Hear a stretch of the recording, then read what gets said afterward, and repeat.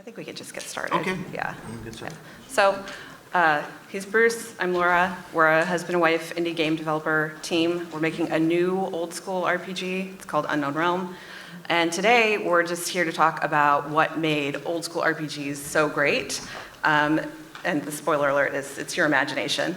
But we've been fans of old school RPGs forever, and the thing that we notice as we talk to people is that whenever you ask people what's your favorite RPG, they're usually going to tell you a game that's 30 years old, 20 years old, older. So we've explored that in depth in the last couple of years, and we wanted to share our perspective today. So, just out of curiosity, does anybody, I know one person mentioned Ultima, does anybody recognize any of these other games up there?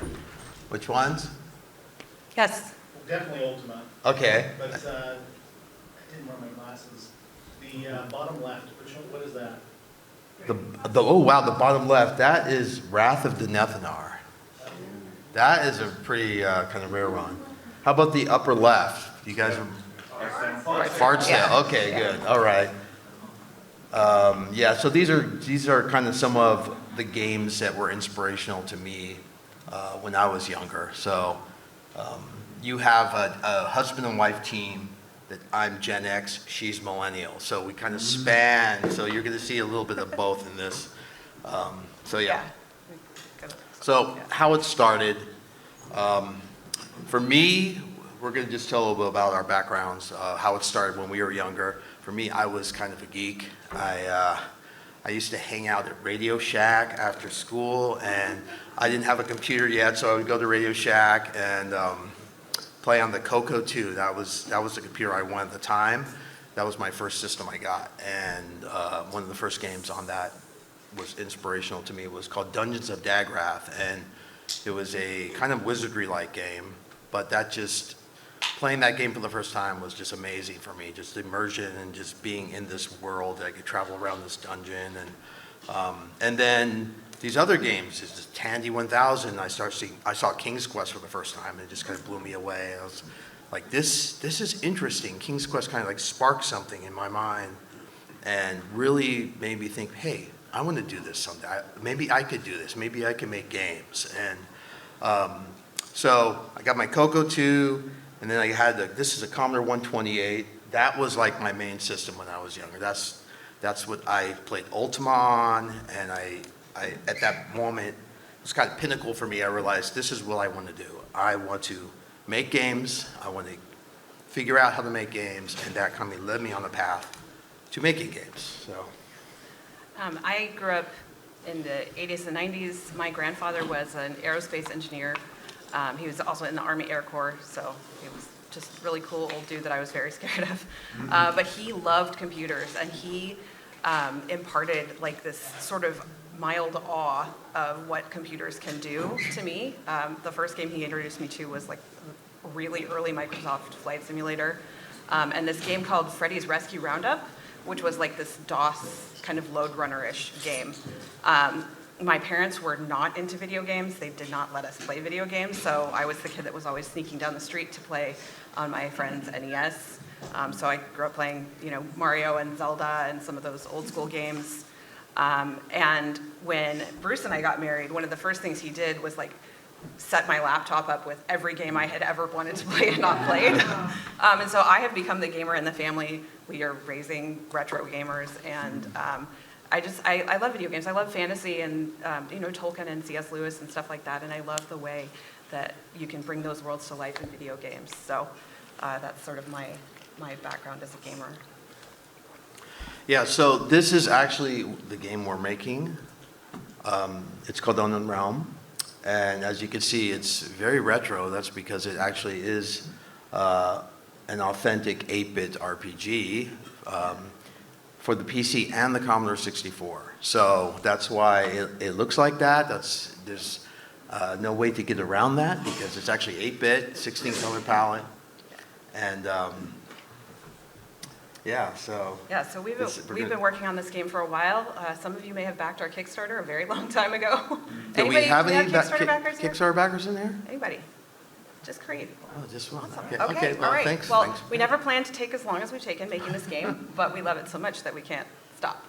So we have been working on it for a while. It is a real 8-bit game, and hopefully coming out next year. Next year. Yeah. Some key things about it. It was backed by like some of my heroes, Brian Fargo, Richard Garriott, Obsidian Entertainment, some of the big names to me that just, when I was a kid, I was like, wow, these guys were like the pioneers of this genre. So that was really nice to see them kind of recognizing that, and me also being able to honor them by making a game that was inspired by a lot of the stuff they did, including Michael Cranford was here. I don't know if you guys went to his talk, but Bard's Tale was very inspirational to me when I was a kid. So. And that's one of the neat things about coming to events like this, is that you get to meet the people who inspired you. And there's something special about being able to tell the people who inspired you that they made a difference in your life. And I think they probably don't get to hear that a lot in their day-to-day life. And it's nice for them to be able to see the chain that, you know, I made this thing when I was young, and it has sparked a generation of creativity. So it's nice to kind of thank them in person. Okay, so just a little bit about my career. So then I wanted to make games with kids. I actually got into the game industry, and I had a couple decades of making games. These are some of probably the bigger ones, bigger AAA games I worked on. Obsidian was an early kind of like a Myst-like game. I don't know, does anyone know of Obsidian? Has anyone heard of that game? Yeah? Okay. So it was in the genre of Myst, and full motion videos, some kind of stuff in there too. And it was a six disc CD-ROM game, and that was at Rocket Science Games when I worked there. And then NHL, I got into making sports games after that, which is actually good for career security, or like job security in the game industry. If any of you guys want to get in the game industry, I don't know about these days, but working on sports games, they rarely got canceled, although there's a few of them that did get canceled, but they rarely get canceled. So it was nice to have a longer career and like not get things canceled. But, so yeah, I worked on a basketball game, a baseball game, NHL. I was like the lead engineer on this one. So most of my career spanned in doing graphics, 3D graphics engineering. And that's where I got my chops, and I kind of learned that. But for me, the motivation was always to make games, and I worked in the career for a couple of decades, and then I realized, and I don't know if any of you guys are programmers out there working in the game industry, but you might have had the same path where you're like, I want to make games, and you get in the game industry making games. And then you realize after a couple decades, like, I'm not really making my games. I want to make my games. So that's where becoming indie was something that we wanted to do. And anyway, it's a lifelong dream to actually be working on my own game after work, being in the industry. So we're going to talk about what makes old RPGs awesome, and this is the key to it, actually. So does anybody recognize these people in here, or any of them in here? Okay, call them out. What do you think? What do you see? Okay, it's Tolkien. What about this? Gygax? Lord British? And that's Hori. Okay, so exactly. So these are what I call the forefathers of RPGs. This is like a master class in old school RPGs, or just RPGs in general, I would say. History lesson, the forefathers. So started with Tolkien, right? He was the master. He was the father of world building. He created these worlds that were so involved. Literally, he created maps of them. He created new languages, and we all know Tolkien. And he inspired, each one of these kind of inspired the next. And so Gygax came along too. Gygax, he was the father of game rules, game mastering, taking these worlds and making them into games.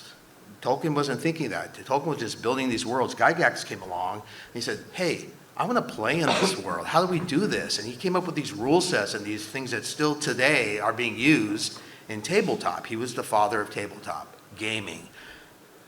That's really key to what makes old school RPGs important and special.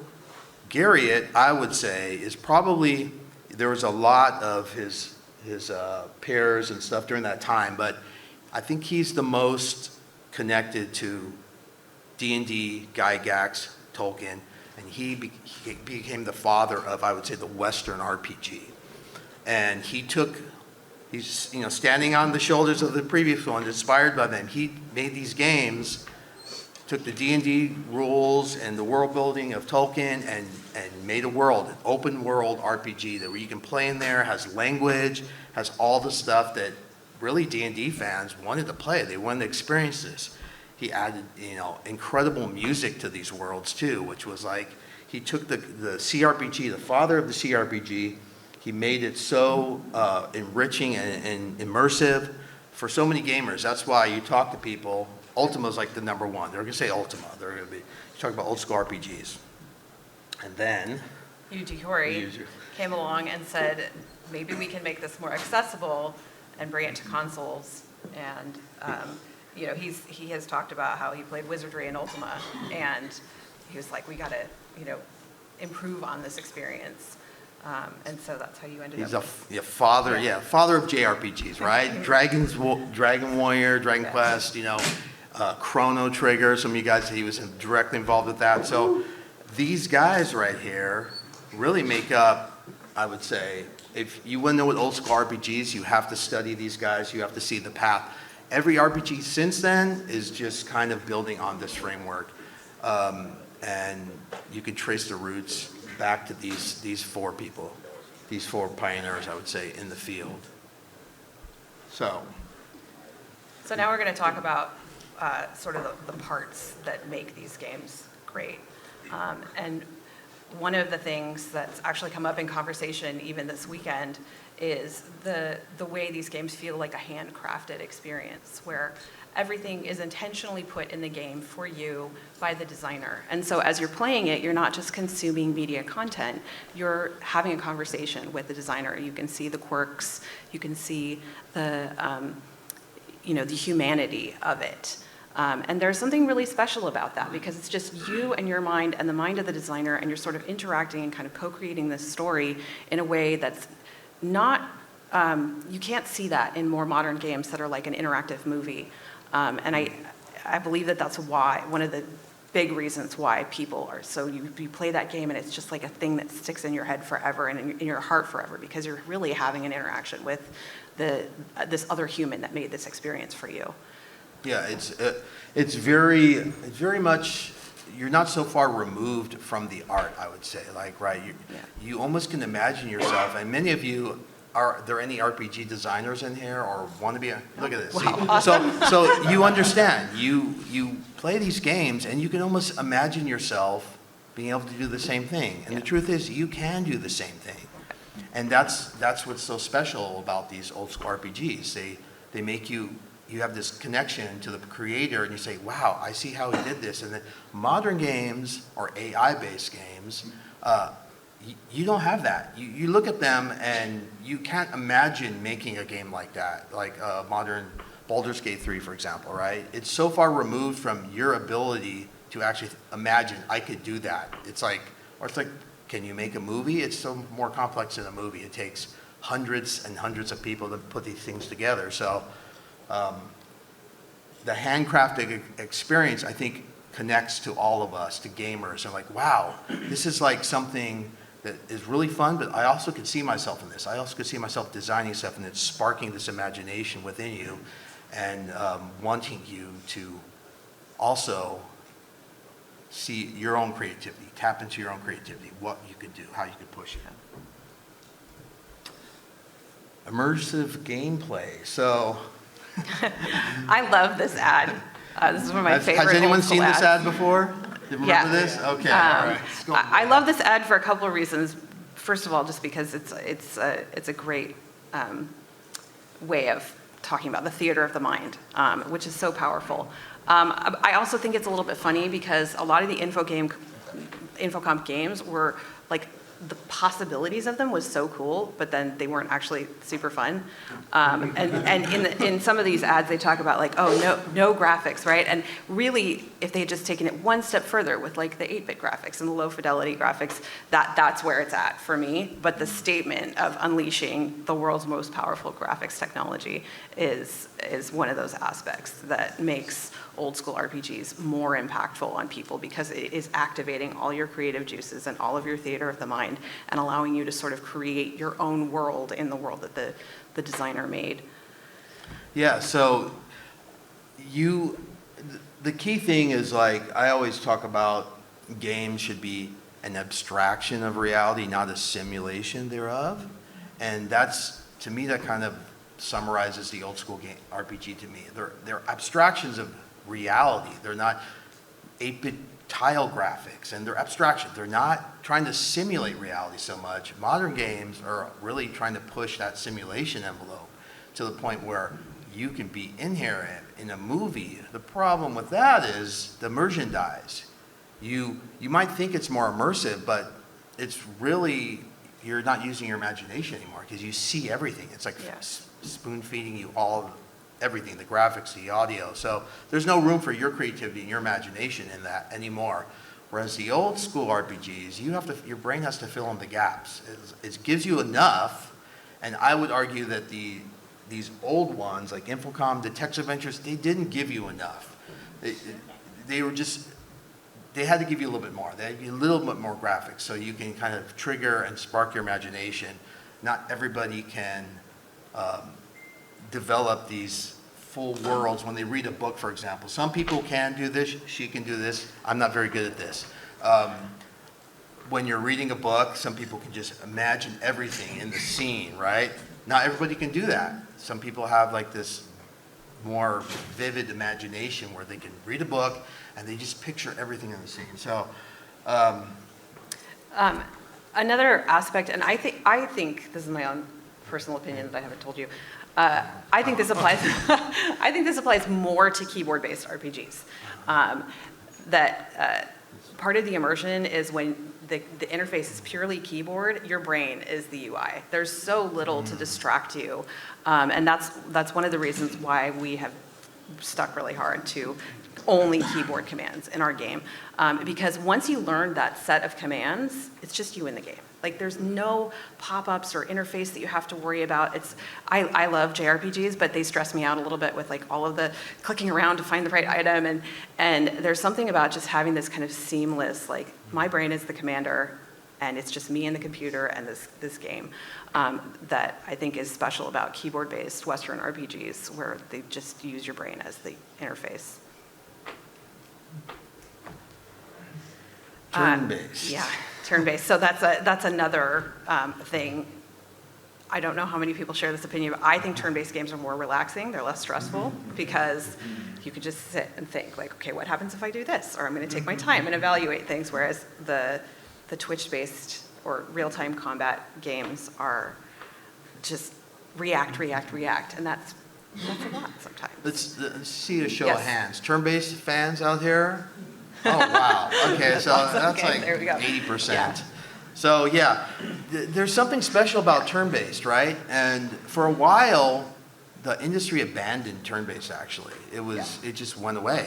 And I think in the last decade or so, indies kind of brought it back, and there were even big studios, Obsidian, I think, for one, they would release their game, and it wasn't turn-based, and they actually would have to go back because they got so many complaints. You should make this turn-based and do another version of it and release a turn-based version of it. Yeah. So, you know, you have these different styles, real-time with pause and all this have become popular, but it's slowly kind of, people are picking up. There's something about turn-based, and they're trying to figure it out, and what Laura said, I think it's more relaxing, but I also think it's more immersive. It also allows you to think more.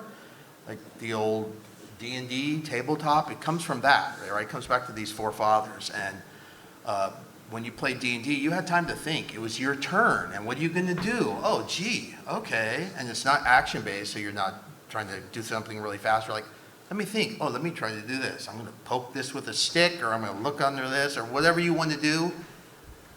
That's why I think turn-based is becoming more and more popular these days, and that's also Yeah. why we love these old I think of it stories. like the slow food movement. You know, we got fast food, and then you have the slow food. This idea that you should like really take your time enjoying something and not be in such a rush. And that's one of. And I the will things be appreciate. honest that I can't make any other game of turn-based, and I think every designer is different, and I admire the modern designers that can think in terms of real time.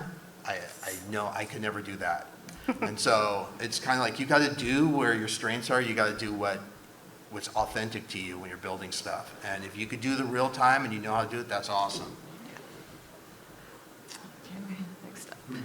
Feelies. Okay, so Do you guys know the term feelies, right?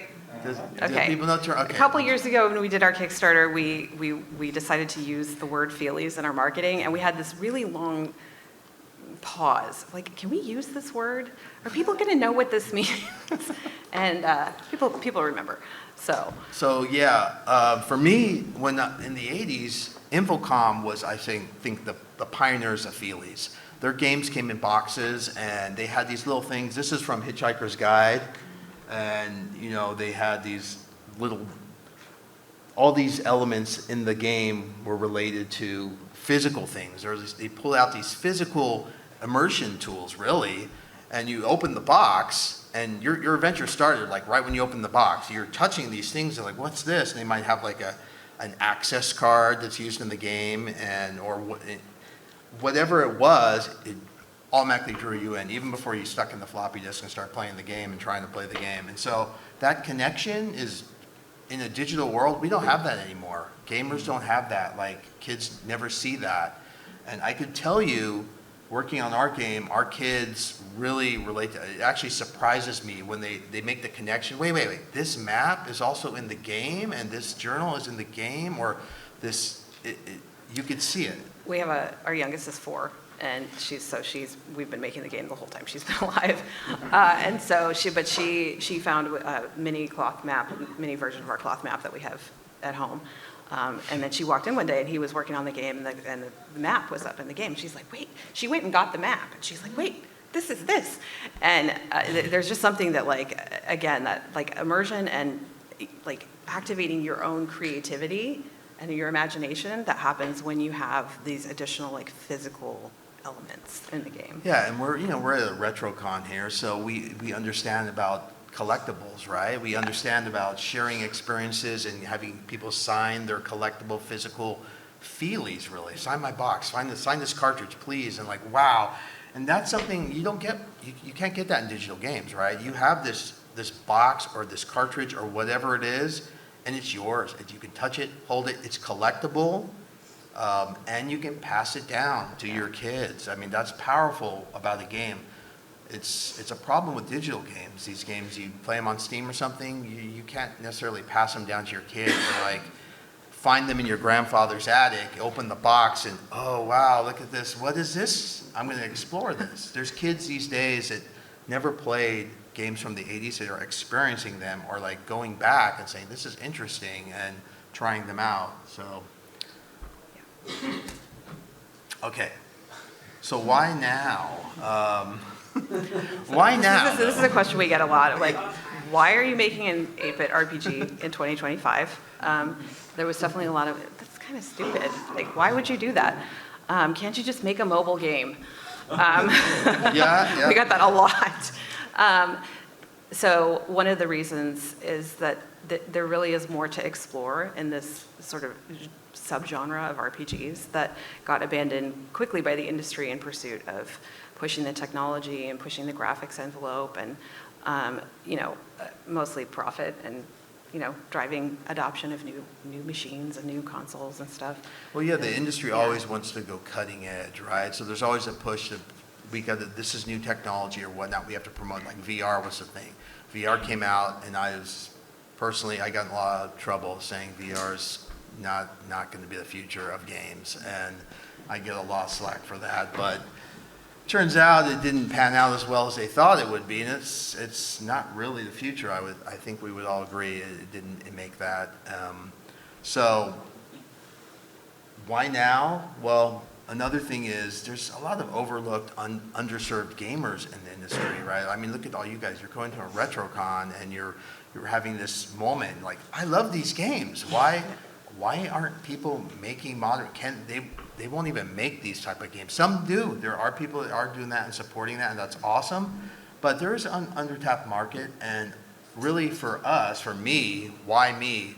I took all this game industry experience and I wanted to make a game that was apply that to my favorite genre, and I wanted my kids to experience it, because I looked around and said there's no games really that my kids can have that experience I had and spark their imagination and make them imagine they could do something. Like when you touch these old games and you're playing in them and you're controlling the character directly, you can actually imagine, wow, I can change reality. I can do this. It's not so hard. And all our kids, they're like, my kid's pixeling and stuff. He's drawing art, and like they're getting like a whole class in game design from a young age. I don't know what's going to happen to them, what they're going to go. I really don't think they should go into making games. It's brutal. Don't be any devs. But I do encourage their creativity, whether it's writing or drawing or making music. These games spark that for everybody. You talk to anybody in the industry that's been around long enough, they were inspired by old school RPGs. Ultima definitely. And it's more than just, oh, it's a cool game. There is something intrinsically valuable about that game that sparks people's creativity. It makes them want to, those are the games that made me want to be a programmer and make games. And there's a lot of people in that category. Yeah, I think that's really important. That like yesterday, in Michael Cranford's talk, he talked about how he played Wizardry in college. You know, he's sitting in college. He's like, you know, staying up late playing this game, and then we had a chance to talk to him, and a couple other people talked to him, and you know, you can see this like knock-on effect of he did that and played that game and felt like I could make this just a little bit better, or like a lot better, and he made his game, and he's influenced a whole generation. Those games have influenced a whole generation of people who grew up and wanted to make games. And there's something powerful there that isn't just about making any game. It's about making that type of game. And you know, one thing we've talked about this a lot with the underserved gamers is, I think the survey came out, like the average age of a PC gamer in the United States is like 45. They're not making games for 45-year-olds. They're making games for 20-year-olds. You don't necessarily have the same needs or interests or desires at 45 that you did when you're 20. And unfortunately, a lot of the things that we've talked about, the industry has moved away from them purely because of money. It's purely because they want to drive profit margins, so we don't make physical games because physical games are expensive and they're pain to distribute. And we don't make physical media because we don't really want you to own your game, we want you to lease it. And so there's this whole market of people that's like everybody at this event that is really craving something different, and the game industry as a whole doesn't want to make stuff for you because the things you want to make are expensive. And they're not going to make a lot of money off of it. So it takes kind of the indie devs to say like, well, we don't care about profit margins and shareholders as much as the big companies. And so we're willing to like, you know, live on ramen and make something really cool that you're going to, you know, love and share with your kids. And so. Yeah, it was kind of surreal. Michael Cranford actually played our game yesterday, and he was playing it, and he looked at it, he goes, what are you kidding? This is like the games I made. Like he was like, and I was like, yeah, it's an authentic 8-bit RPG. That's why. It's like, and so having the chance to be at a con like this is just incredible for indie devs like us, because we can connect with these people that inspired us and thank them directly and show them that, wow, yeah, we're making this really because you guys like you inspired us, and these games are powerful, and you know, somehow maybe even encourage them to keep making games, you know, maybe. So that was really cool. Yeah. Okay, so we've got like, time for Q&A, I think, because I have a timer set. Okay. Go over time. So any questions? Yeah, let's open up. Yes. So obviously, I completely agree about games being an participatory medium. I think that conversation is really important to have anyone that is designing anything. is there a sweet spot, do you guys think, to like the level of prescriptiveness that you can do before the game becomes almost run by the player? Like a lot of these old games, like Ultima, for example, I remember being like 6 and baffled. Now I'm 36 and I'm still baffled. Because, you can at least get through it. So are these design considerations that you are making, is doing this in the modern world, like age? Yeah, definitely. I mean, it's, Repeat the question. so I think you're asking about like making a more linear game, like basically giving the player kind of guides. Guardrails. Yes, guardrails. Yes. So, and yeah, That's a really good question. Yeah. I mean, one of the reasons why we love retrocons is because, and we have a little confession, right? We've been coming here for it's a little secret of ours, and we're probably gonna give it away to other indies, but that's good. The last 2 years, we've been coming here and running these low-key play tests of our games, because I believe that retro gamers are some of the best, most passionate gamers, and Yeah. they know what they like, and they're not afraid to say, okay, wait a minute, why isn't this working that way? So it's a great, for us, it's a great you place get to play test our amazing game. feedback, So like in your person watching question, people, yeah, yeah. there was a guy in his 30s, and I don't know if he's here today. He's there he is. he's right there, yeah. And I got some great feedback because Yeah. he was asking the same questions, like, okay, some of the elements of the game, because it's open world and it's not so much guardrail-y, Yeah. and I get feedback from these people, and I take that in hand, and it changes the game. Like, I will go back and say, okay, I want to make this more accessible to these people, if this is their type of game, so.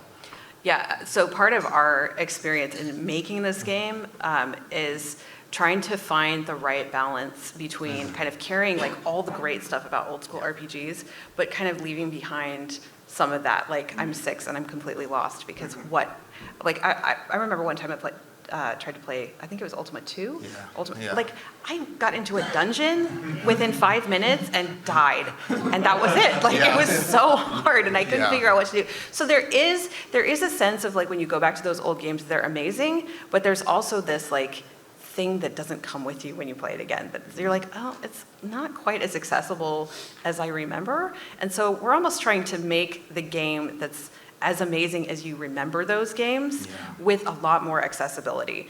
And that is one of the benefits of, like, I didn't play Ultima growing up.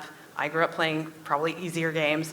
Our kids have not grown up playing, actually a couple of our kids have played through the old Yeah, Ultimas, yeah. but One of our daughters it's in is the like blood. Ultima. But playtesting it across multiple generations allows us to kind of find how we're gonna, without trying to make a game that appeals to everybody, because we're not interested in doing that, but we do want to make sure that it's accessible and have sort of respect that, like, even people who really love those old school games might not find them as accessible today. So we want to make it more comfortable without making it too hand-holding.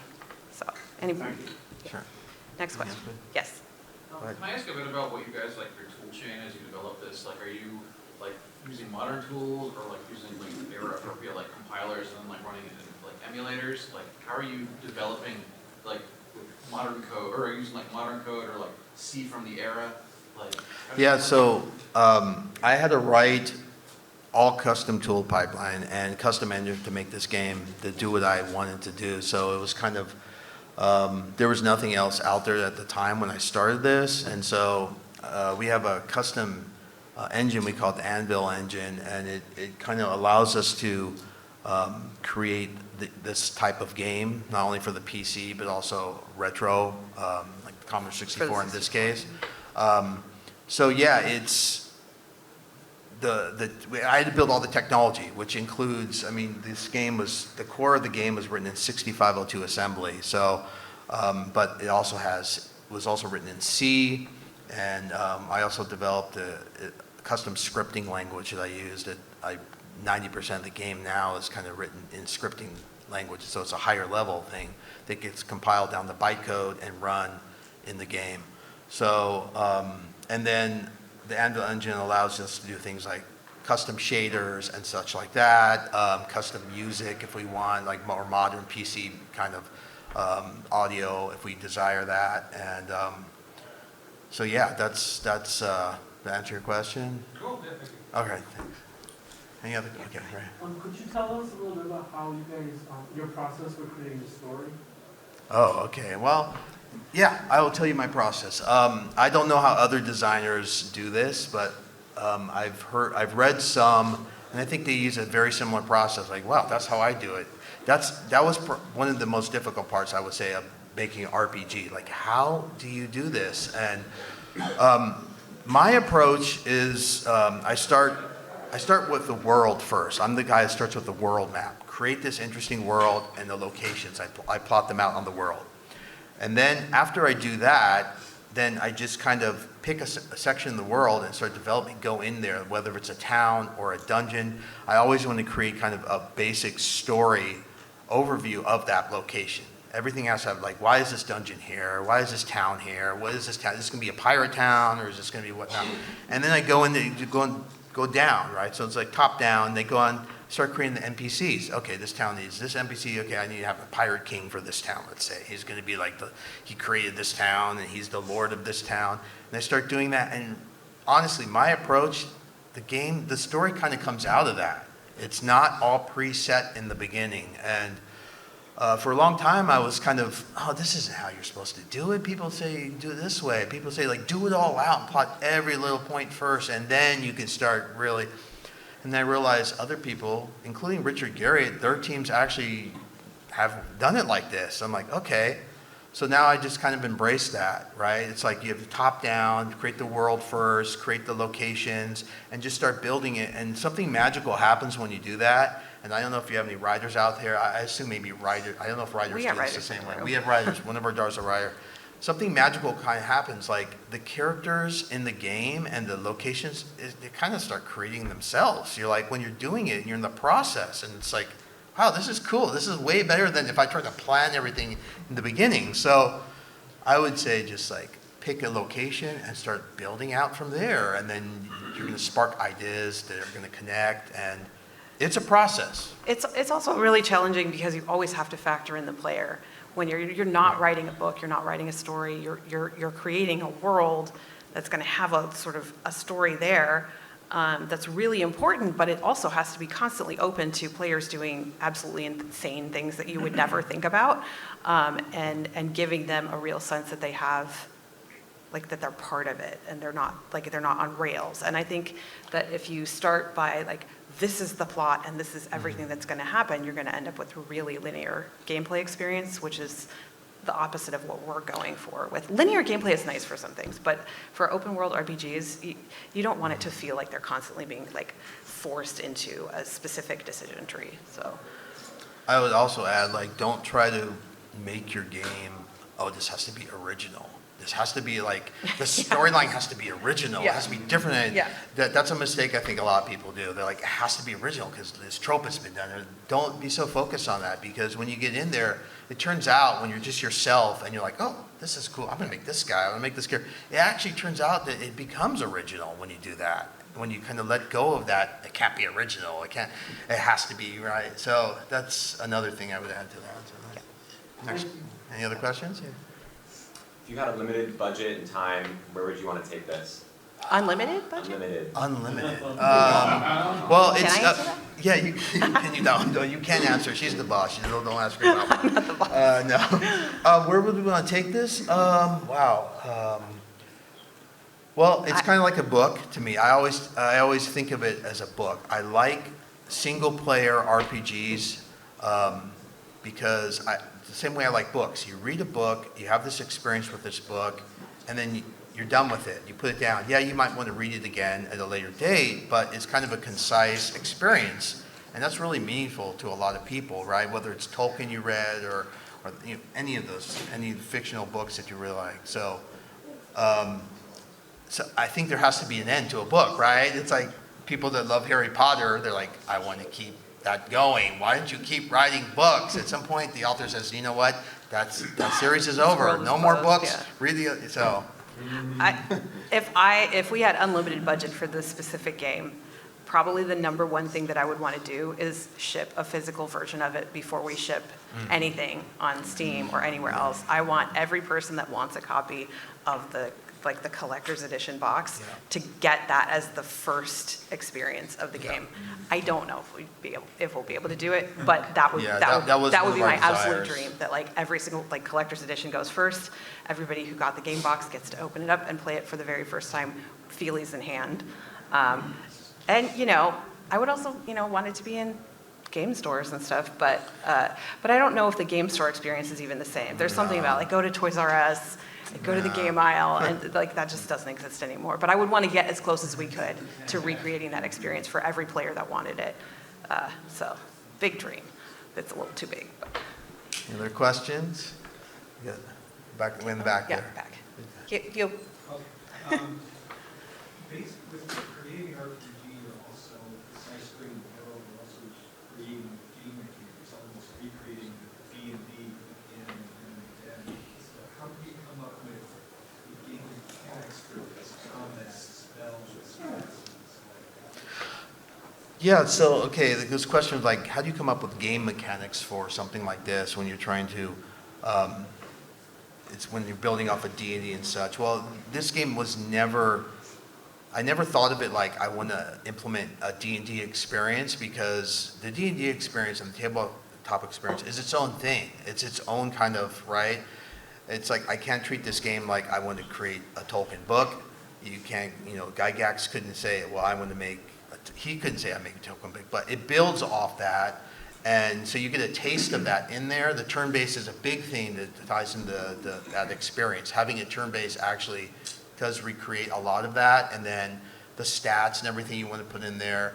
A lot of it behind the scenes, all the weapons and stuff are statted out, and but it's different than D&D. D&D is a lot different. You cannot, I think, apply direct D&D to games. They tried to do that in the 80s. Some did okay, but it's a different experience, and gamers want to have fun, and they want to play a game, and D&D is also a social game. It's not really a single player game. So you lose that, and you never will be able to recreate that in a single player RPG, that same experience. Maybe closer to an MMO. If you want to make an MMORPG, you'll have maybe a closer, I'm playing with friends type of situation. Does that answer your question? Yeah, okay. Any other- Somebody else over here. Okay. Dan. Yeah, go. Have you thought about releasing your infill engine as a product? Say that again? Have you thought about releasing your infill engine as a product? Yes. Originally I planned kind of like, I'm a big fan of releasing stuff. Like it did that with their source code, and once you get the game out you want to say, hey, if people want to explore how this was made, yeah, that was always part of my plan. So yeah, that probably will happen at some point. Not before the game's out, though, right? Because I don't want to be in the business of servicing that. Like, oh, how do you do that? Right now the tools are very raw, and they're just for me because I'm pretty much a solo dev, right? So I don't have to have very robust tool sets where, where's the tool tips and everything? How do I do this? Because I know how it's done. I wrote the tools. I wrote the whole engine. So, but yeah, I think that would be cool if people are interested in using that and learning the scripting language, how they can also make games in this genre. That would be cool. I'm a big fan of modding and stuff, and just from the perspective of learning how to make games, I had the chance to meet one of my heroes, Gary Kitchen. I made Gary Kitchen Game Maker, and thank him, because when I was a teenager, I spent so much time in that on the Commodore 64 trying to explore this art. Like, what is this magic about making games, and how do they do it? And that kind of gave me a glimpse behind the scenes. He had made this Game Maker, and so I applied some of those things to this when writing my own custom scripted thing, and he was explaining. It was really cool, and meeting him, that's why a con like this is really awesome. You can meet people like that. You don't happen to have other people on your design team and development team, or is it just you? Right, it's just me. It's just him. It's just me. It's just him and me. That was not really necessarily planned. Yeah. But to be honest, it's really hard to find people that, I don't know what it is, maybe have the patience, because it's not as easy to make a game like this as is a modern game. People don't realize that.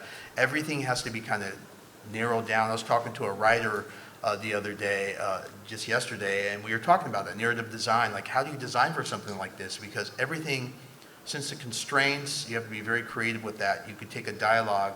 It's like writing a script, for example. It's not like writing a book. You have to write a script. So the NPCs, you have to write scripts for them. It's smaller. Normal writers would be more robust with things like that. And it's hard. Everything's like that. The limitations of the graphics, you have to optimize every pixel to present what you want to do. So it was never planned, but I did plan starting a game I knew since I'm indie dev, and I know what it takes to make games. I had to make a game where if I had to, I could do everything myself. My art, which I did all the art, I did do all the design, writing, building the engine. I knew I had to do that. It just will take a little bit longer. You know, if I had a team, it would be quicker, maybe. There's a Monty Python sketch that's like meeting the people in the office, and it's like, oh, here's Bruce, and then another guy walks in, here's Bruce, here's Bruce. He does everything. So that's like a running joke in our house. If I had that question, if I had unlimited time and resources, that's one thing I would not want to do, because I didn't want to kill myself making my dream game. It would be nice to like make my dream game and be like, okay, I made it. I'm dead now. But yeah. We've always had like a running story in our family of like the little red hen. Do you guys know the little red hen story? And this game has just been an exercise, and I will do it myself. And you know, there's lots of learning there. So. All right, I think we've got good. time for one more One more question. Yeah, One last okay. question. Any other questions? Yeah. You got, Yeah, okay, good right question. here. Yeah, you have very little time to answer it, but why not just make a retro style game? Why use the old technology, the old programming language? Retro style. Oh, Uh, you answer that? Yeah, so there is something That's a good question. to be said for operating within the constraints of old school games. There's a creativity that happens when you have a really small box to work with, where every single thing we put into the game, every design decision has to be really intentional and really stripped down to like what is going to make this the most fun and the most accessible.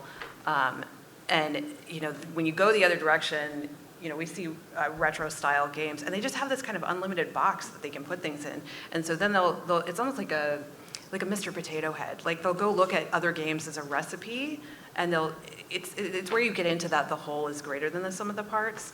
And you can pull all these pieces and try to Mr. Potato Head your design or paint by numbers or whatever. Yeah, it's like they're trying to tap into the elements. Yeah. But at the same time, you can't really fake constraints, Yeah. right? You can't Yeah. say, people know that constraints breed creativity, which is one thing that's special about these games. You can't really fake that. Yeah. So you can't say, okay, I'm going to put limitations on myself, because we're humans. We're like, when it comes down to it, when we're really challenged, I can't really do this in these limitations, they're going to move the bar. So